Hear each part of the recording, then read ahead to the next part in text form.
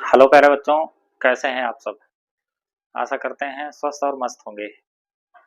मैं गीतेश पांडे आप सभी का आपके अपने YouTube channel Geetesh Pandey lectures के एक और क्लास के साथ हार्दिक स्वागत एवं अभिनंदन करता हूं। जैसा कि पिछले क्लास में प्यारे बच्चों हम लोग क्लास 12 फिजिक्स के अंतर्गत एक बहुत ही महत्वपूर्ण टॉपिक पर डिस्कस किया था जो कि आवेश से रिलेटेड था। तो अगर आपने वो क्लास अटेंड नहीं किया है तो उसको देखकर ही आप इस क्लास की तरफ बढ़ें। तो इसमें आज हम लोग स्थिर वैद्युतिकी के अंतर्गत वैद्युत आवेश और वैद्युत क्षेत्र नाम के चैप्टर के दूसरे पार्ट की तरफ चल रहे हैं, जिसमें हम आज पढ़ेंगे। आज का हमारा टॉपिक होगा कूलाम का नियम। और ये जो कूलाम का नियम है, अर्थात यहाँ पर जो कूलाम बल है या जिसे स्थिर वैद्युत बल के नाम से भी जाना जाता है, ये माध्यम पर किस प्रकार से निर्भर करता है और इसके सदिश रूप के बारे में हम पढ़ेंगे। तो ये सेशन बहुत ही महत्वपूर्ण होने वाला है। अगर आप अंत तक बने रहते हैं तो निश्चित तौर पर आप इसमें कुछ ना कुछ अच्छे से सीख कर जाएंगे। तो चलिए हम लोग स्टार्ट करते हैं। आज का जो हमारा टॉपिक है वो होगा पहला कूलाम का नियम।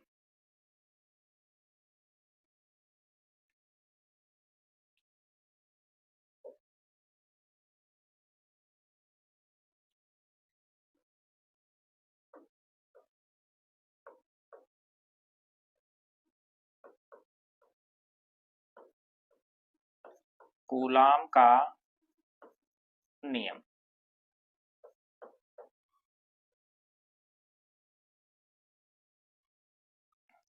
देखिए, कूलाम का नियम क्या होता है।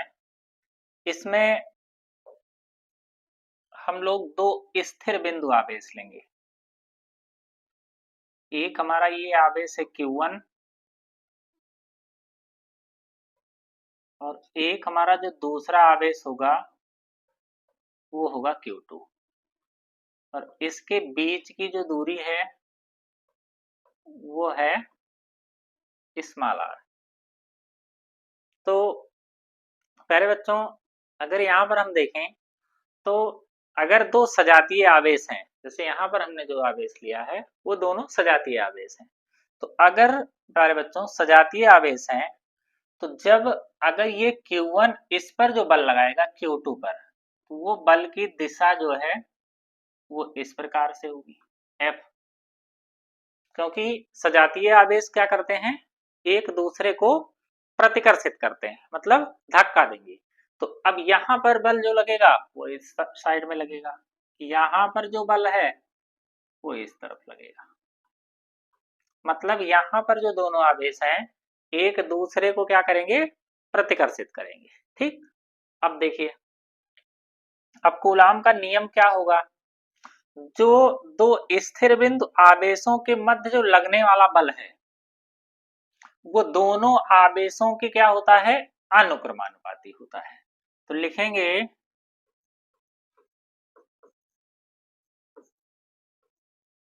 स्थिर बिंदु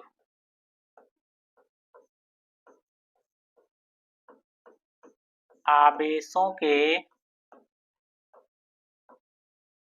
मध्य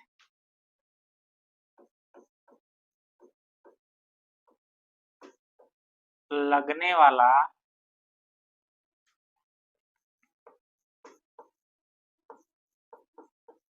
आकर्षण अथवा प्रतिकर्षण बल। अब यहाँ देखेंगे दो स्थिर बिंदु आवेशों के मध्य लगने वाला आकर्षण अथवा प्रतिकर्षण बल। जैसे यहाँ पर प्यारे बच्चों दोनों आवेश कैसे हैं, ये प्लस प्लस हैं, तो इसलिए ये एक दूसरे को प्रतिकर्षित करेंगे। लेकिन अभी हम यहाँ पर एक आवेश माइनस ले लें, प्लस ले लें, तो ये क्या करेंगे, एक दूसरे को आकर्षित करेंगे। इसीलिए यहाँ दोनों बल लिखेंगे। स्थिर बिंदु आवेशों के मध्य लगने वाला आकर्षण अथवा प्रतिकर्षण बल दोनों आवेशों के अनुक्रमानुपाती।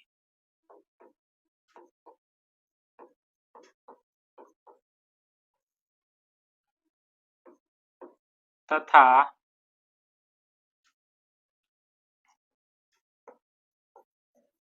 उनके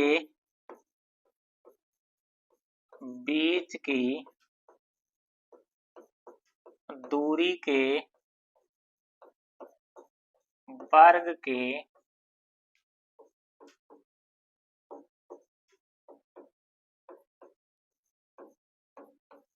व्युत्क्रमानुपाती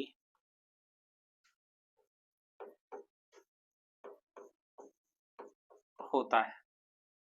अब देखेंगे कि दो स्थिर बिंदु आवेशों के मध्य जो लगने वाला बल है वो क्या होगा, वो दोनों आवेशों के अनुक्रमानुपाती तथा उसके बीच की दूरी के वर्ग के व्युत्क्रमानुपाती होता है। अर्थात अगर हम यहाँ देखें तो जो इनके बीच जो बल लगेगा, चाहे आकर्षण का लगे या प्रतिकर्षण का, तो जो बल लगेगा वो दोनों आवेशों के क्या होगा, अनुक्रमानुपाती। अनुक्रमानुपाती का मतलब अगर आवेश का मान जितना ज्यादा होगा बल उतना ज्यादा लगेगा, ठीक। तथा उसके बीच की दूरी के वर्ग के क्या होता है, व्युत्क्रमानुपाती होता है। अर्थात F is proportional to 1/r², ठीक। तो यहाँ पर कूलाम ने देखा कि जो इनके बीच की दूरी होगी उसके वर्ग के क्या होगा, व्युत्क्रमानुपाती हुआ। अर्थात दूरी जितना ज्यादा होगी बल उतना कम लगेगा, मतलब इसका उल्टा होगा।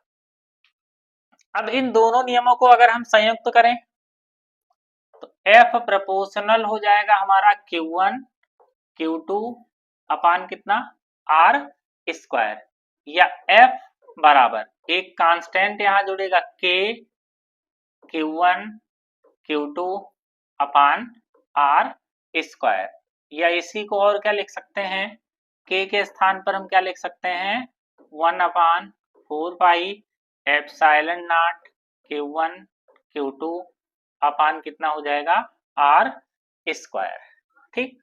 जहां प्यारे बच्चों अगर यहां देखें हम तो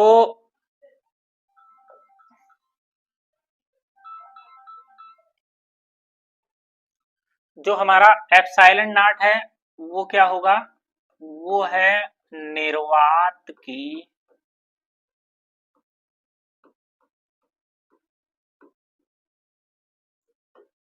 वैद्युतशीलता। जो एप्सिलॉन नॉट है वो क्या है, निर्वात की वैद्युतशीलता, ठीक। तो इस प्रकार से प्यारे बच्चों ये हमारा जो है वो हो गया कूलाम का नियम, ठीक। अब देखिए जैसे यहां जो कूलाम का नियम है, अर्थात जो यहां पर K है, ये अगर ध्यान से सोचें तो ये किस बात पर निर्भर कर रहा है, तो अगर हम इस K की निर्भरता देखें तो अब ये जो हमारा कूलाम बल है वो किस प्रकार से निर्भर कर रहा है, तो अब इसमें हम देखेंगे तो इसकी अगर हम कूलाम बल की माध्यम पर निर्भरता देखें तो अब देखेंगे कि कूलाम बल की माध्यम पर निर्भरता, जो हमारा अगला टॉपिक होगा वो होगा कि कूलाम बल की माध्यम पर निर्भरता। इसका मतलब क्या है कि जो हमारा कूलाम बल है वो माध्यम पर किस प्रकार से निर्भर कर रहा है, ठीक। क्योंकि देखिए यहां पर प्यारे बच्चों जो ये एप्सिलॉन है, यहाँ एप्सिलॉन नॉट, तो यहां देखेंगे तो ये चूंकि निर्वात के लिए है तो अलग अलग माध्यमों के लिए अगर देखें तो एप्सिलॉन का मान क्या होता है, वो अलग अलग होता है। तो इसीलिए हमेशा जो बल है वो किस पर निर्भर कर रहा है, अगर देखें तो वो पहला तो यहाँ आवेश पर निर्भर कर रहा है, दूसरा जो है वो दूरी पर निर्भर कर रहा है, और तीसरा जो निर्भर कर रहा है वो माध्यम पर भी निर्भर कर रहा है। मतलब जो दोनों आवेश हैं इसके बीच कौन सा माध्यम है वहां पर भी ये निर्भर कर रहा है। तो इस प्रकार से अगर हम देखें तो यहाँ कूलाम बल की अगर हम माध्यम पर निर्भरता देखें, बहुत ही इंपॉर्टेंट टॉपिक है। यहाँ से हर वर्ष बोर्ड परीक्षा में 1 नंबर का क्वेश्चन जो है बनता है, हमेशा हर वर्ष पूछा जा रहा है यहाँ से। ठीक, तो अब जैसे 2026 में भी पूछा गया था, 2025 में भी बोर्ड परीक्षा में ये प्रश्न आया हुआ है। ठीक, तो कूलाम बल की माध्यम पर निर्भरता अब देखेंगे। जैसे देखिए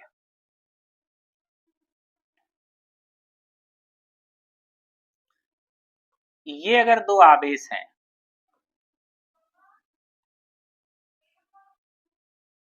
Q1 और Q2, ठीक, अब देखें यहां पर माध्यम क्या है भाई, यहां पर देखें तो जो हमारा माध्यम है वो अभी क्या है, वो है निर्वात।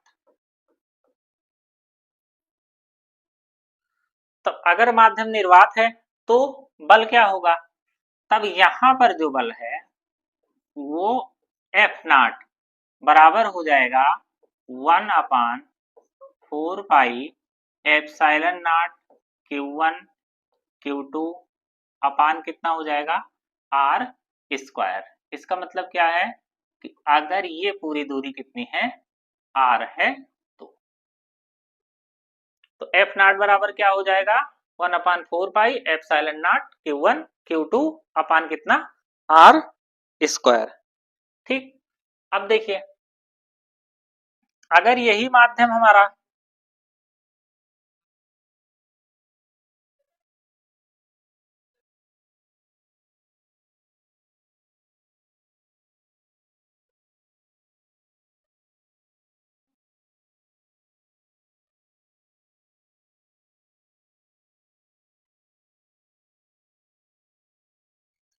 चलिए अगर यहां देखें, अगर इन्हीं आवेशों को, यही जो दोनों आवेश हैं, अगर इसी को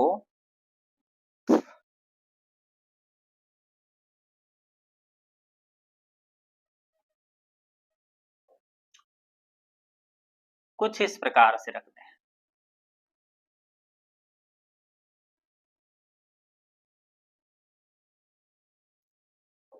इसी को प्यारे बच्चों अगर हम इस प्रकार से रख दें, इसका मतलब क्या है कि यहां पर जो माध्यम है वो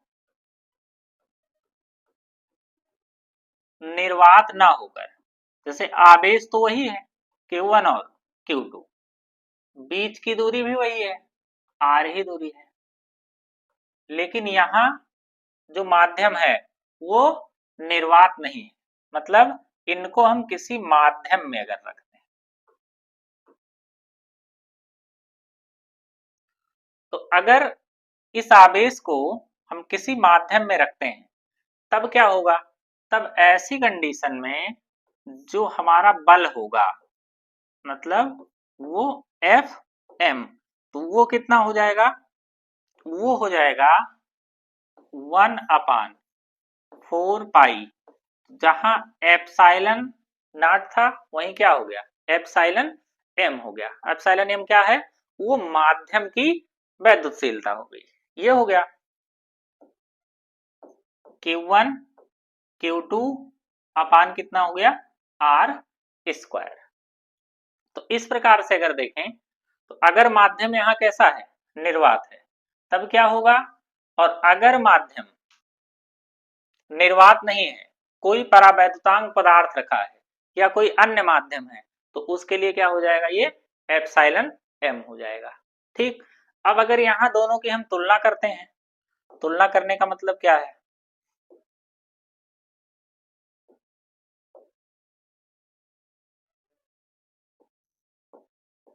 F0 अपान Fm, तब क्या होगा, अगर दोनों का हम अनुपात निकालते हैं तो ऐसी स्थिति में क्या निकल कर आएगा, तो F0 अपान Fm तो बराबर क्या होगा 1/4 पाई epsilon not Q1 Q2 upon R square upon FM 1 upon 4 pi epsilon m Q1 Q2 अपान कितना हो जाएगा R स्क्वायर। तो इस प्रकार से अगर देखें प्यारे बच्चों तो ये क्या हो गया हमारा कैंसिल हो गया। अब क्या बचेगा यहाँ, अगर आगे देखें तो ये बचेगा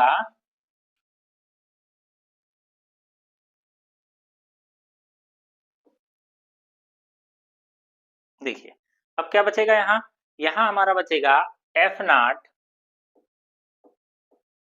अपान एफ एम बराबर कितना हो जाएगा, F not upon F M बराबर ये हो जाएगा 1 upon 4 pi epsilon not into ये पलट जाएगा, अब कितना हो जाएगा 4 पाई एप्सिलॉन एम। तो अब देखें प्यारे बच्चों तो यहां पर हमारा क्या होगा इस स्थिति में, देखिए 4 पाई से 4 पाई क्या हो जाएगा कैंसिल हो जाएगा, तो F not upon F M बराबर कितना हो जाएगा ये एप्सिलॉन एम अपान कितना हो जाएगा एप्सिलॉन नॉट। ठीक, और इसी को क्या कहते हैं, इसी को कहते हैं एप्सिलॉन आर।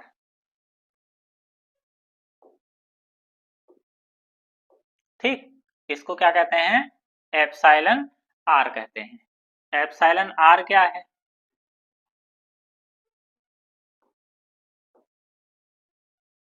इसे को क्या कहते हैं, इसे कहते हैं आपेक्षिक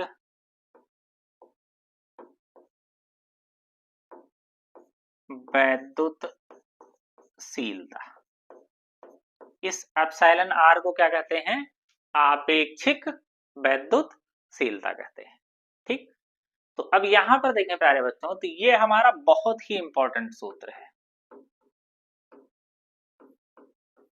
यहां से सवाल कैसे बन सकते हैं, अब देखिए जो सवाल यहां से बन सकते हैं वो कुछ इस प्रकार से बनते हैं। जैसे यहां अगर देखें तो अगर एप्सिलॉन, देखिए पहला पॉइंट जो हमारा निकल कर आएगा वो होगा एफ नॉट अपान कितना एफ एम बराबर क्या लिख सकते हैं यहाँ एप्सिलॉन आर मतलब आपेक्षिक वैद्युतशीलता। तो अब देखें तो अगर एफ एम बराबर देखें यहाँ पर तब क्या निकल कर आएगा, एफ एम बराबर निकल कर आएगा यहाँ पर एफ नॉट, ठीक यहाँ हो जाएगा एफ नॉट अपान कितना हो जाएगा एप्सिलॉन आर।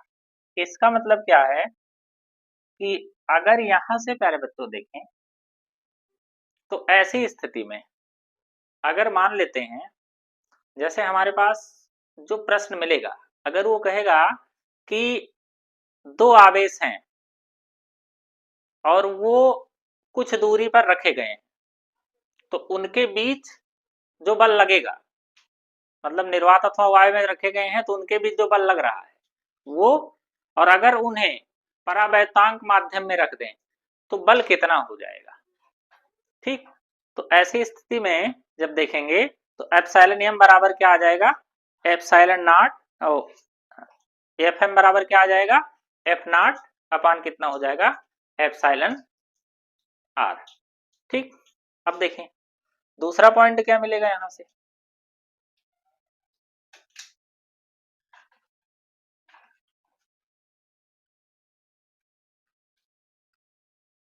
चलिए पहला पॉइंट तो ये हो गया हमारा।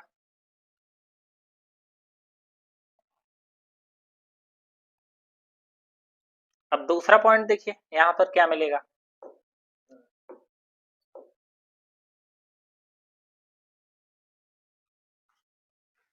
चलिए दूसरा पॉइंट क्या मिलेगा यहां से,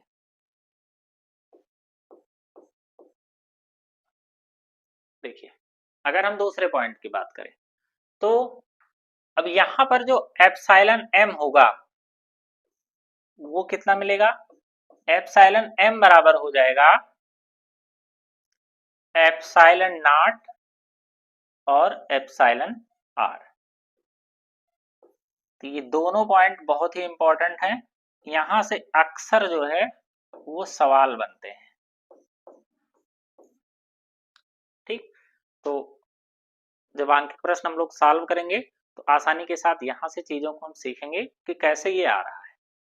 ठीक, चलते हैं इसके कुछ और पॉइंट पर।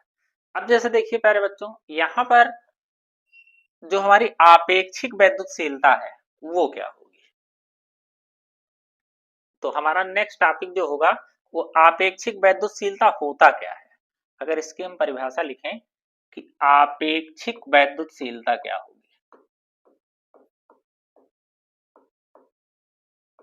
आपेक्षिक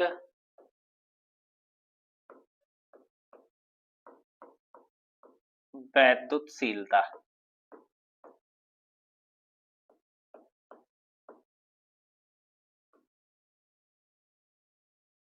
देखिए आपेक्षिक वैद्युतशीलता क्या होती है, तो वो होती है epsilon M upon epsilon not. तो अब देखेंगे यहां से तो ये हमारा निकल कर आएगा कि चूंकि एप्सिलॉन आर बराबर क्या होता है, एप्सिलॉन एम अपान कितना होगा, एप्सिलॉन नॉट। अर्थात यहां से जो हमारी परिभाषा निकल कर आएगी वो कुछ इस प्रकार से निकल कर आएगी। एप्सिलॉन एम क्या है, अगर एप्सिलॉन एम देखें तो ये है माध्यम की वैद्युतशीलता,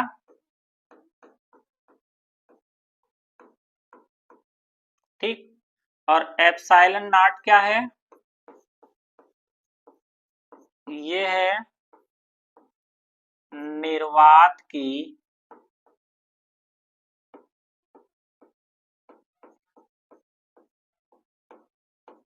वैद्युतशीलता,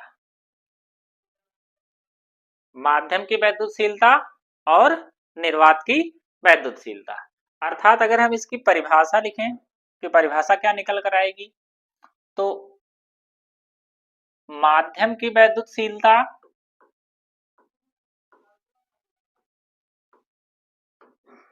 माध्यम की वैद्युतशीलता एवं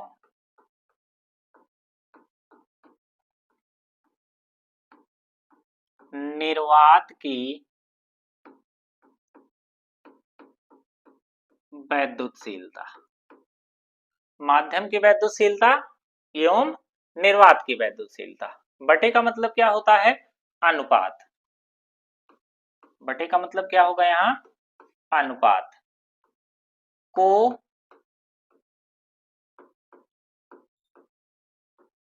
आपेक्षिक वैद्युतशीलता कहते हैं।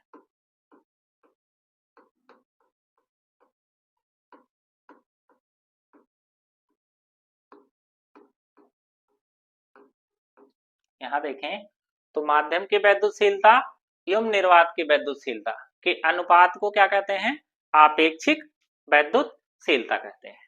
ठीक, ये भी परिभाषा कभी कभार जो है ये पूछ लेता है कि आपेक्षिक वैद्युतशीलता होगी क्या। अब देखिए अगर यहां पर देखें तो जो आपेक्षिक वैद्युतशीलता है उसमें अगर देखेंगे तो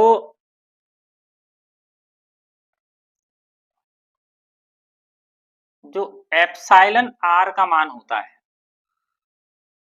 वो greater than R is equal to 1 होता है।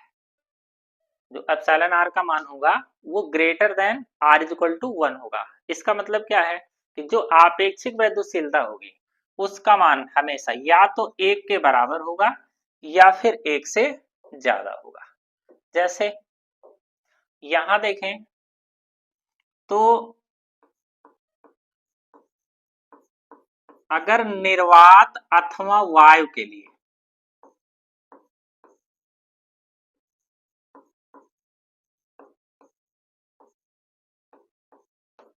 निर्वात अथवा वायु के लिए जो एप्सिलॉन आर का मान होता है वो कितना होता है? 1 होता है। निर्वात अथवा वायु के लिए प्यारे बच्चों जो एप्सिलॉन आर का मान होगा वो कितना होगा? 1 होगा। ठीक। और अगर हम धातु चालकों के लिए देखें,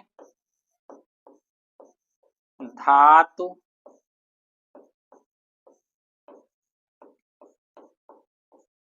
चालकों के लिए, तो जो धातु चालक हैं उसके लिए जो एप्सिलॉन आर का मान होगा वो कितना होगा?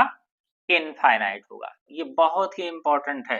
अक्सर ये क्वेश्चन जो है वो बोर्ड परीक्षा में पूछा जाता है कि धातु चालकों के लिए एप्सिलॉन आर का मान कितना होगा। तो वो एप्सिलॉन आर का मान कितना होगा प्यारे बच्चों? धातु चालकों के लिए वो होगा इनफाइनाइट। ठीक। अब देखिए आगे अगर देखें तो तीसरा पॉइंट क्या है कि यह क्या है? यह एक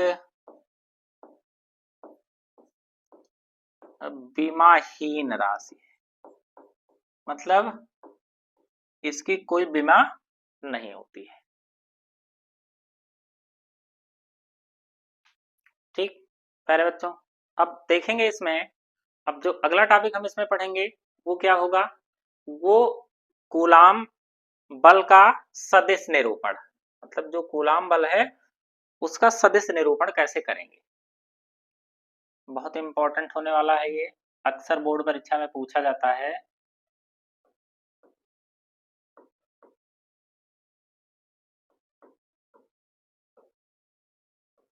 कूलाम बल का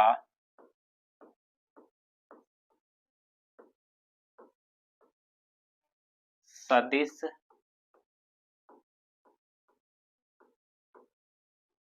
निरूपण।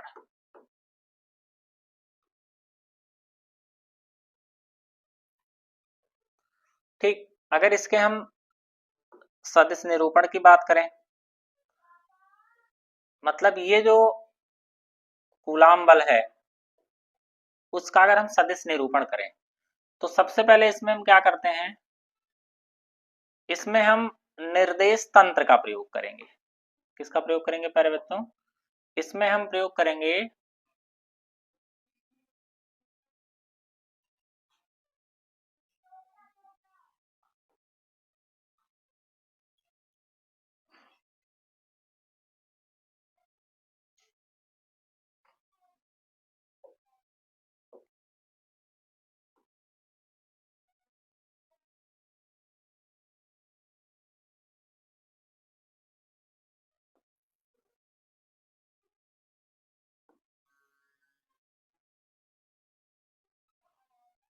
ये देखिए, अब इसमें हम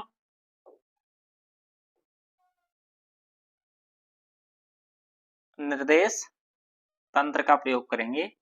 ये हमारा एक्स अक्ष होगा, ये वाई अक्ष होगा और ये हमारा प्यारे बच्चों जेड अक्ष होगा। ठीक, अब देखिए यहां पर हमारे जो दो आवेश हैं,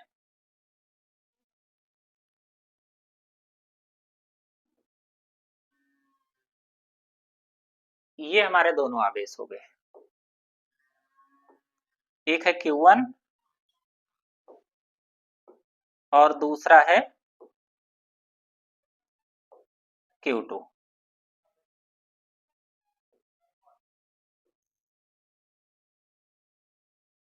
Q1 हो गया और ये हो गया Q2।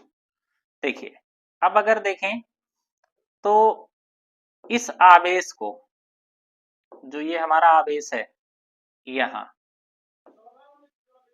Q1 और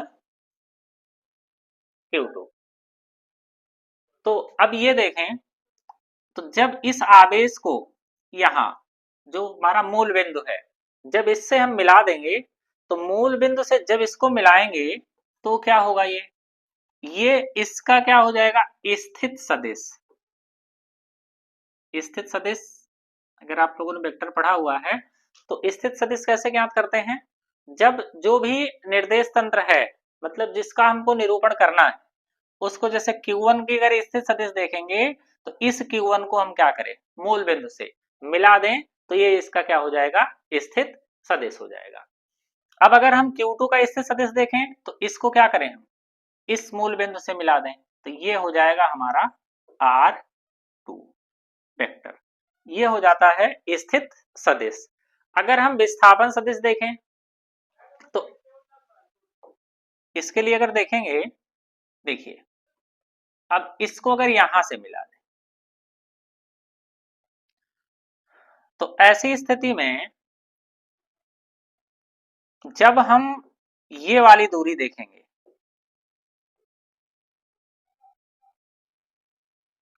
जो हमारी ये वाली दूरी,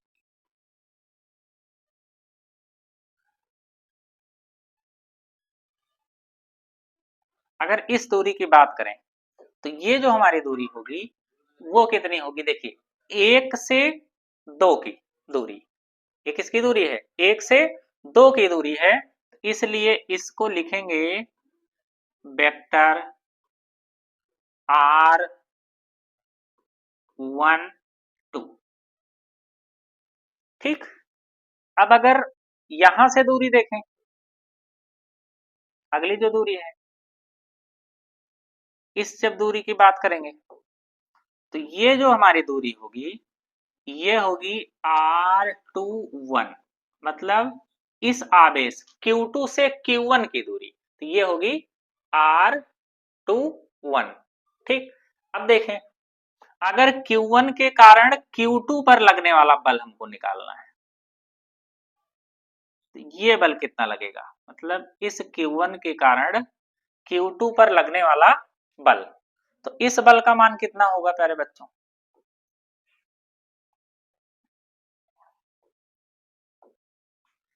तो ये जो बल हमारा निकल कर आएगा वो उसका मान कितना होगा, तो इसका मान होगा F21। देखिए इसको कैसे लिखते हैं, किस पर बल लग रहा है, Q1 के कारण Q2 पर, तो जिस पर बल लगेगा मतलब 2 पर बल लगा रहा है, किसके कारण, 1 के कारण, इसलिए F21 हो गया यहाँ। ठीक, अब इस पर अगर देखें तो इस पर कितना बल लग रहा है, तो इस पर, इस Q1 पर जो बल लग रहा है वो Q2 के कारण लग रहा है, तो इस पर जो बल लगेगा मतलब F किस पर बल लग रहा है, 1 पर लग रहा है, किसके कारण लग रहा है, 2 पर, तो ये हो जाएगा F12। तो आशा करते हैं कि ये निरूपण आपको बहुत अच्छे से समझ में आया होगा। अब देखिए, अब इसमें दो चीजें हैं, अक्सर जो परीक्षा में पूछा जाता है वो क्या होगा कि जैसे यहां पर कि Q1 के कारण आवेश Q1 के कारण Q2 पर लगने वाला बल, तो आवेश Q1 के कारण Q2 पर लगने वाला बल, तो अब इस पर लगने वाला बल कितना होगा, ये होगा F, देखिए Q1 के कारण Q2 पर जो बल लग रहा है कितना लग रहा है, F21 लग रहा है, तो F21 बराबर कितना होगा, तो ये हो जाएगा 1/4 पाई एप्सिलॉन नॉट Q1 Q2 अपान कितने का स्क्वायर, तो यहां से जो दूरी होगी वो कितनी होगी, देखिए यह Q1 से इसकी दूरी, तो ये हो जाएगी R12, तो ये हो जाएगा R12 इसका स्क्वायर, और इसकी अगर दिशा देखनी है तो दिशा अगर देखेंगे तो दिशा देखने के लिए क्या करते हैं, इसका हमेशा कैप लगा देते हैं, मतलब ये हो जाएगा इसका सदिश रूप। ठीक, अब देखिए आगे क्या होगा। अगर हम इसी पर देखें तो अगर Q2 पर Q1 के कारण लगने वाला बल तो ये हो गया, लेकिन अगर इस पर मतलब आवेश Q2 के कारण Q1 पर लगने वाला बल, तो आवेश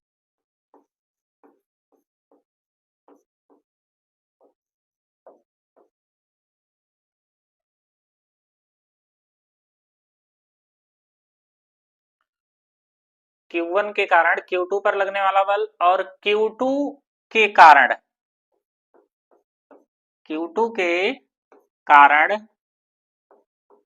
Q1 पर लगने वाला बल। तो अब इस Q2 के कारण इस Q1 पर कितना बल लगेगा, तो ये जो हमारा बल लगेगा वो लगेगा 1 2, किस पर बल लग रहा है, 1 पर लग रहा है, किसके कारण, 2 के कारण।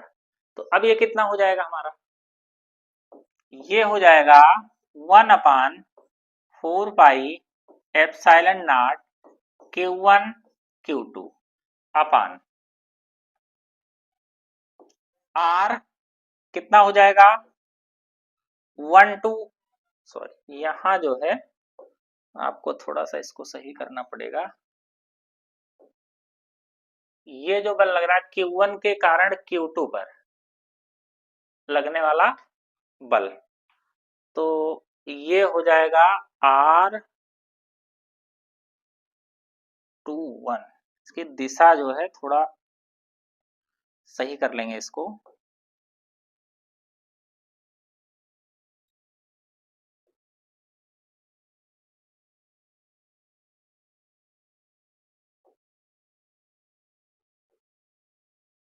इसकी दिशा इधर होगी और इसकी जो दिशा होगी वो कुछ इस प्रकार से। ठीक, तो यहां पर ये हो जाएगा 2 1, यहां पर लिखेंगे इसको 2 1 लिखेंगे और यहां पर 1 2 होगा। ठीक, और ये हो जाएगा R12 का क्या हो जाएगा, कैप हो जाएगा। तो इस प्रकार से अगर देखें तो ये हो गया कूलाम बल का सदिश निरूपण। ठीक, तो प्यारे बच्चों अगर देखें यहां पर तो जब भी हमको अगर R21 की वैल्यू निकालनी तो R21 की वैल्यू कैसे निकालेंगे, यहां पर देखिए जैसे R21 कितना होगा, तो R21 अगर देखें तो इसकी चूंकि दिशा जो है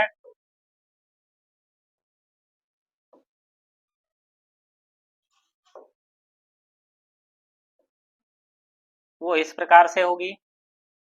ठीक,